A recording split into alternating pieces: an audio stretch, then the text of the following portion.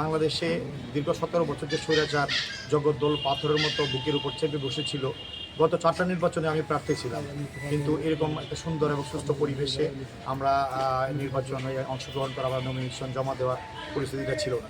এটাই আল্লাহর কাছে শুকরিয়া যে স্বৈরাচার মুক্ত পরিবেশে, সুস্থ পরিবেশে আজকে অত্যন্ত সুন্দরভাবে আমি নমিনেশন পত্র জমা দিয়েছি। এই ক্ষেত্রে এটাই যে ক্ষমতার অপব্যবহার করলে দেশের মানুষ, জনগণ এবং আল্লাহর যে গজব আসে, এটা বাস্তব প্রমাণ। আজকে এই একটা সুন্দর পরিবেশে জমা দিয়েছি।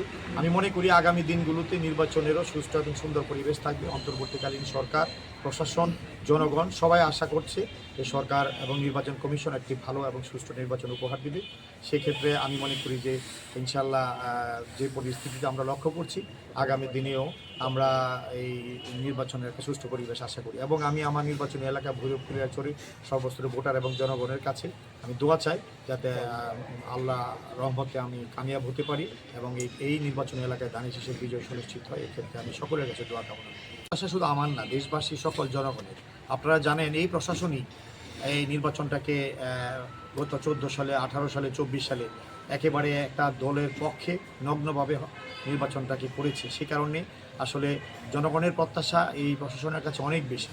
আমি মনে করি অন্তর্বর্তীকালীন সরকার সহ তার অধীনস্থ সকল প্রশাসন এবং বিশেষ করে নির্বাচন কমিশন, নতুন যে কমিশন, তাদের যে প্রচেষ্টা, আমি মনে করি যে এবার একটা সুন্দর নির্বাচন হবে, সুষ্ঠু নির্বাচন হবে।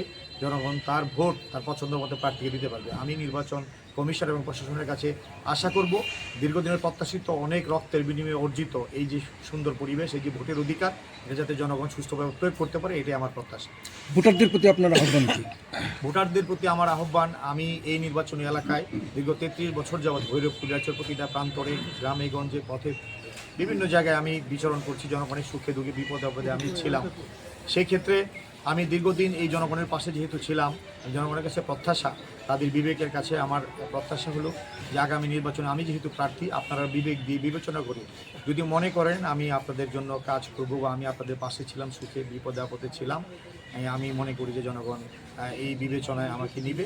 ইনশাআল্লাহ আগামী নির্বাচনে আমি তাদের কাছে এতটুকুই বলবো, আমি আপনাদের ভাই, আপনাদের সহকর্মী, আপনাদের এলাকার সন্তান, এই হিসাবে আমি আপনাদের কাছে সমর্থনটা আশা করি এবং আমার মার্কা ধানের শীষ, আপনারা সেই মার্কায় আমাকে ভোট দিয়ে বিজয়ী করবেন।